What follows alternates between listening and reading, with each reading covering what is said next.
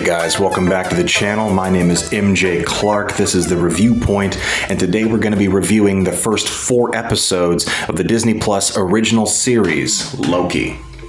And I will be revealing plot details, surprises, and different things. This is your chance to click off in 3, 2, 1. Now, Loki starts off in episode 1, essentially introducing us to a time variant version of Loki, a variant being a copy of Loki in a different point or bridged point in time where Loki was not supposed to do something that veered off track and essentially created an alternate timeline version of Loki, thus calling him a variant. He is a varied version of Loki. Loki gets a hold of the Tesseract through some hijinks between Hulk and Tony, who was incognito as a S.H.I.E.L.D. agent. The Tesseract gets knocked away from Tony and subsequently picked up by that Loki in that point in time. The moment he picked it up and teleported out of that actual realm of reality, he created a branched version of the timeline, at least for that Loki. This Loki is kind of almost like hitting a reset on Loki back to his, I believe that would have been his second appearance from Thor 1 and then Avengers 1 were his first 2 appearances. And back then he was still very much the bad Loki, burdened with glorious purpose and ready to enslave all of humanity and all the 9 realms and make them kneel. Essentially, that was his main goal. The first episode of Loki, I believe, was titled Glorious Purpose. From the first scene, it's exposition. Hey, this is what happened in Endgame. This is why this Loki's here. Now we're going to jump Loki into dropping in the desert. Now he's got the Tesseract. Now the Time Variance Authority, who is essentially the time police in this show, the TVA, the company that essentially kidnaps Loki out of the timeline so they can make him face judgment for him branching off of the timeline.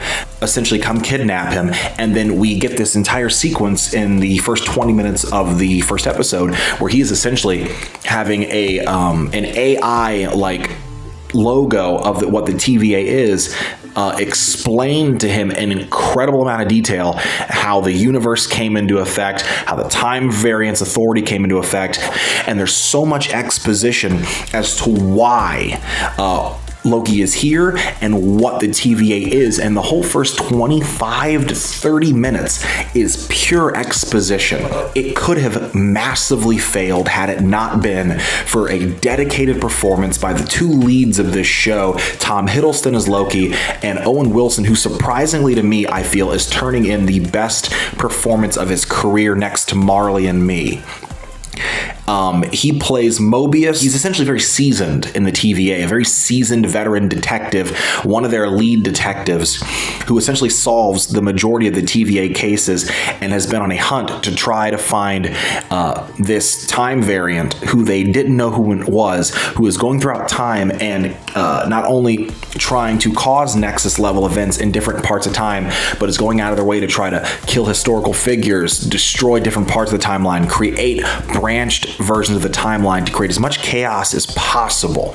And Mobius is trying to track this person. This is where he runs into Loki, and he gets this idea where if he can convince Loki to help them to help him find this variant, he will at least entertain the idea of Loki being spared from being pruned.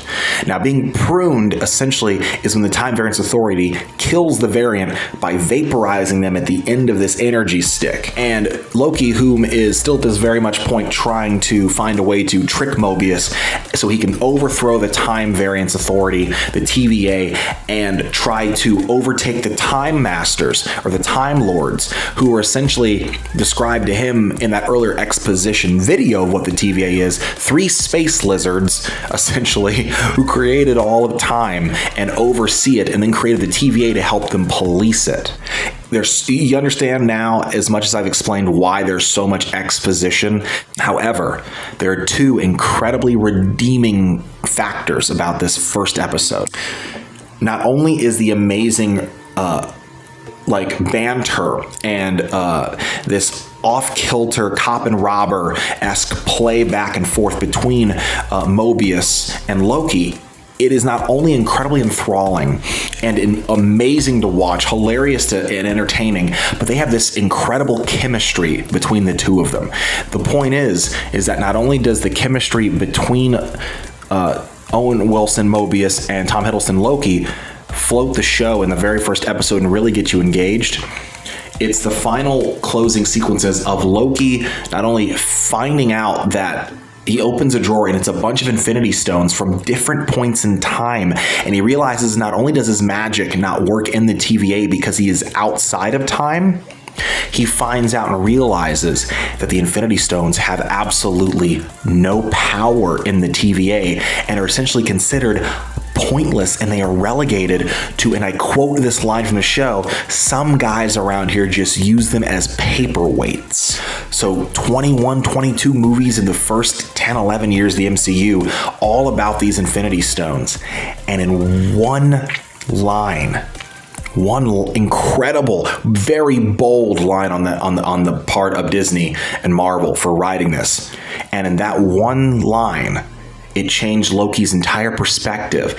And Tom Hiddleston's acting in that moment when he realizes just how unimportant everything he's done up until this point has been in pursuit of these stones, it makes him realize who he is finally. And in an amazing exchange, he admits that he believes himself to be weak, and he only lets people perceive him as strong because he is afraid that if they see him as weak, he will be nothing. Incredible acting, and on top of that, incredibly well written, as well as the music score in this first episode at the end, especially going toward Loki literally seeing this highlight reel that Mobius shows him throughout the timeline of his life after Avengers 1. The real version of Loki, who didn't escape with the Tesseract like he did in Endgame and in the beginning of the show, shows him a time reel of himself going through his actual life with his mother, being the result of his mother Freya's death by dark elves in Thor 2, and hearing Thor say he loves him, to his final moments where he defends Thor with his final breath and fights with his last breath to defend his brother until he gets his throat crushed. And then the last thing he feels is his brother, the one person he wanted acceptance from, holding his body, crying, screaming no, and screaming Loki, while his body and everything in space blew up around him. The last thing he felt was the love of his brother. That is incredible writing. Incredible writing. That's just the first episode. Episode 2, we go into essentially Tom Hiddleston, Loki, and Mobius, Owen Wilson, essentially getting their shit together on, okay, well, you can come accompany me and help me find this variant on the grounds that you follow everything I say, you do everything I say, and we will nail this guy. And if we nail this guy, I will try to get you an audience with the Time Masters, the Time Lords, whoever they are. But Loki still keeps trying to trick Mobius, and Mobius is so wise to it. They have this amazing back and forth where Mobius essentially is just like, listen, dude, I will lock you up again. I will forget about you in the next 5 seconds. And Loki is having this respect that he is building for Mobius because Mobius is so straightforward, so unfazed by the fact that he is talking to a god. Loki finds out and figures out exactly how this time terrorist, this other variant, they don't know who it is at this point, is hiding and getting away from the TVA so much that they are actually hiding in world-ending cataclysmic events, hiding in Nexus events, because that Nexus level event is going to happen because time wants it to happen. Therefore, it can't be changed. Therefore, it can't create a branching timeline. Genius writing again. And Loki gives this hilarious explanation of how he figures this out by destroying Mobius's salad in a very hilarious and very charming back and forth between the two of them, where Loki is haplessly overexcited that he's done something right because he thinks he's going to be praised. His whole life, all he wanted was to be reassured that somebody actually cared about what he had to say. That's why he's so boastful. And he just dumps salt and pepper all over Mobius's salad, explaining like, this is the cataclysmic event, this is the next event, this is the variant, and this is the fixed point in time, and just destroys his salad in a hilarious scene that has now become a very famous meme. They take these time variant authority cops with them to this fixed point in time, and they go and track down essentially who they believe to be the variant, when they figure out that they believe it to be Loki from another timeline. And they go through this warehouse, and then we get introduced to this Loki variant in a very, very intricate way, a very, very, I want to say very creative way, where you didn't even realize, but this variant had already taken over the actual time cop. I think that time cop's name is B12, and this time variant authority is the one who cop is the one who arrested Loki, and she hates him, and essentially starts talking to Loki about the scheme and stalling for time through the time cop's psyche, because this Loki's power, they're able to transfer their consciousness using magic into somebody else's memories, hijack their memories, and take control of their bodies for fixed points in time while they root around in their brain to get out information and details. Loki has a back and forth where he tries to, trick the Loki while the other Loki's trying to trick them, and we haven't seen the Loki until we get to the ultimate twist after Loki has a fight back and forth with this version of himself through different people that this Loki keeps transferring their subconscious into. And then we find out, standing behind him in this amazing reveal, it is not just him from a different timeline, but it's not him at all. It is a female Loki from a different timeline, but a different reality timeline, kind of backdooring, I think, a little bit more of that Doctor Strange Multiverse of Madness movie coming out. We're playing more with multiverse here. And it's revealed that not only is this Loki a woman, she doesn't like being called Loki at all. She goes by Sylvie. Now, this version of Loki is played by an actress I've never seen in anything before, but much to her own credit, incredible job in amazing chemistry with Loki, or Tom Hiddleston, back and forth, because at the end of this episode, and this Loki is played by Sophie Di Martino, I believe her name is, and she not only reveals her plot to bomb the timeline at different points in timeline to create hundreds of branched Nexus level events. Well, Loki, much to Mobius's chagrin, who is chasing him, trying to stop him and get him to stay where he is and not follow her into the portal, follows her into the portal at the end of that episode, number 2. And then that's where it cliffhangs us until we pick up in episode 3. Loki and Sylvie. Just these two, this whole episode. It is essentially just a character study episode, which I believe I want to say up to this point is my favorite episode, episode 3. It doesn't have Mobius in it. It doesn't have anybody else in it. It is solely about Sylvie, Loki, and Loki, variant Loki. Now, this episode starts with them, of course, being at each other's throats. Let's have another fight. We are introduced to this amazing planet that they end up on, where it is this beautiful, masterful showing of the artists that Disney has at their helm to create this amazing just world to just lose yourself in visually. It is gorgeous. The cinematographers, stunning work. The visual effects artists, incredible. The set design artist, amazing. I just got lost in this episode, and I loved that this whole episode, like I said, was a character study of Sylvie and Loki going back and forth, trying to get a one-up on each other the entire episode. There's so much humorous banter between them, but they're also building this kind of relationship, friendship, whatever it is.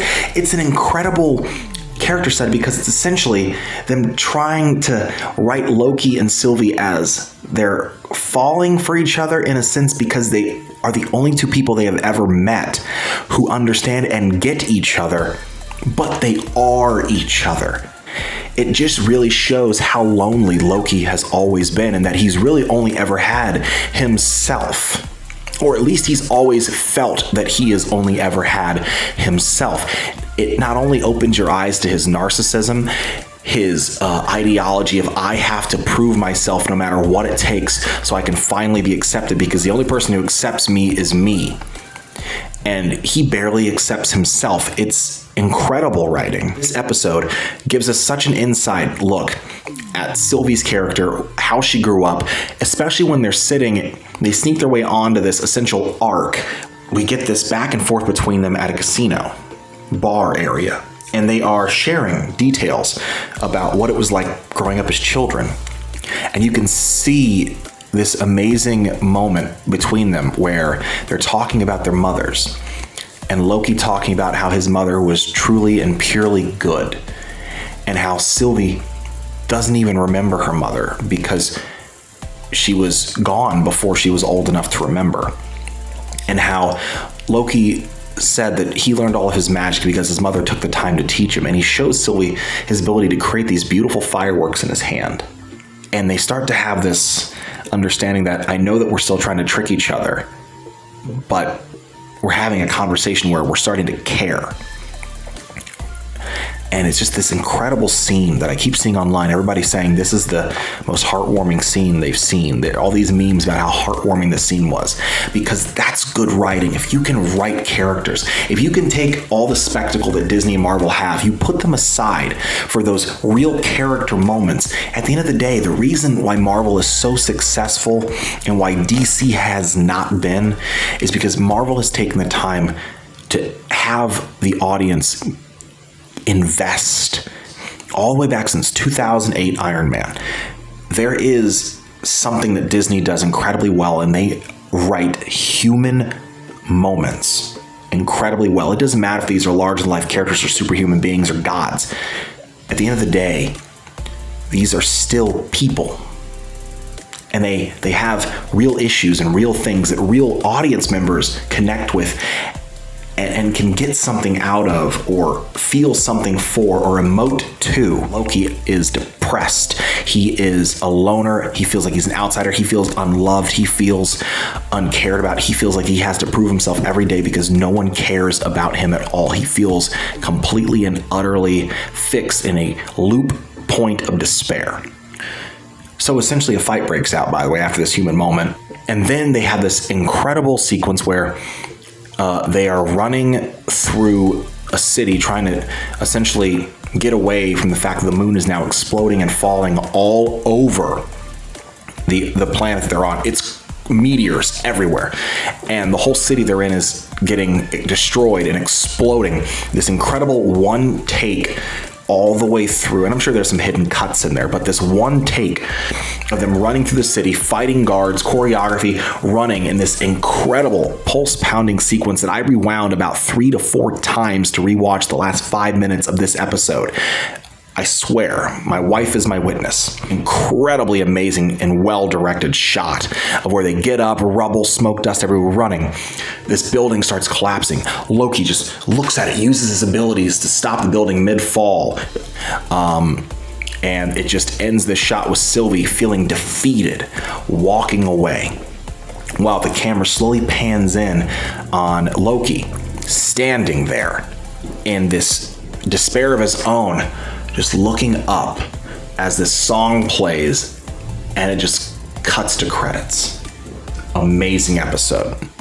Now we are in the 4th and current episode of Loki, opening up with Sylvie essentially feeling defeated, Loki feeling defeated, and them having another really heart-to-heart moment where they just sit there, and Loki tries to reassure and tell her, look, it's okay. They sit there in this very human moment where if Loki and her are going to die, because the planet is still crumbling to this, or the moon is still crashing into this planet, they sit there and they just accept the fact that even though they're not going to die alone, Loki is still going to essentially die with himself, by himself. And there's a moment where they seem to accept that they are truly trying to really get the audience to feel this redemption for Loki. And even now, Sylvie apparently getting redemption already, and that she isn't really this bad person like Loki is either. She's done what she's had to, or what she has felt she has had to. It doesn't make you evil, it makes you human. And these are gods we're talking about, and it makes you human. The one thing Loki constantly sees himself above is people. He sees himself above humans. They are beneath me, is what he tells Thor in Avengers. They get rescued by the TVA just in time while the planet fully has its Nexus event and explodes. They get arrested, taken into separate rooms, questioned. Mobius is back and puts Loki in a time loop where Lady Sif, who finally reappears for the first time since Thor Dark World and Agents of S.H.I.E.L.D. season 2 or 3, I think. And she's just on a loop telling him that you are a horrible person, you will always be alone, and punches him in the face, knees him in the nuts over and over again, and just keeps going around in this loop until he finally just breaks and goes, you know what, you're right, I'm a horrible person, I treated you terribly because I am sad and pathetic, and I wanted attention, and I have just, because I've always felt alone. And in this painful gut shot where you think he's breaking the loop, Lady Sif says, I understand that you feel alone.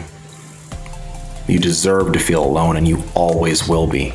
And it just digs it in deeper. Because Mobius, before this loop, was trying to convince Loki to tell him the truth, and Loki was trying to protect Sylvie because he understands now, and then Mobius mocks him because now he goes, I can't believe you fell in love with yourself. How sick and twisted is that? And he tries to tell Mobius the truth, this damning truth that we find out that all of the TVA, who all, by the way, believe that they were created by the TVA. They thought they were created by the Time Masters, the Time Gods, Time Lords, whatever the time fuck they are. They believed this like it was a religion. And it turned out, Loki found out from Sylvie, after she rooted around in the head of one of the TVA agents in the 3rd episode, that these were all people, all variants, who were stolen out of the timeline, and they were put in the TVA and had their memories wiped. They were stolen from their lives. And that was this huge, shocking reveal of victims of kidnapping from the timeline. And they don't even know it. And when he tells Mobius, of course doesn't believe him, thinks it's another trick because Loki's just lied his ass off since he's got there. He's a god of mischief. And he throws him in the loop, and then it just keeps going around in his head over and over again because something's not adding up. Ravonna Renslayer is the character's name, played by, I'm going to butcher this name, Gugu Mbatha Raw. Okay.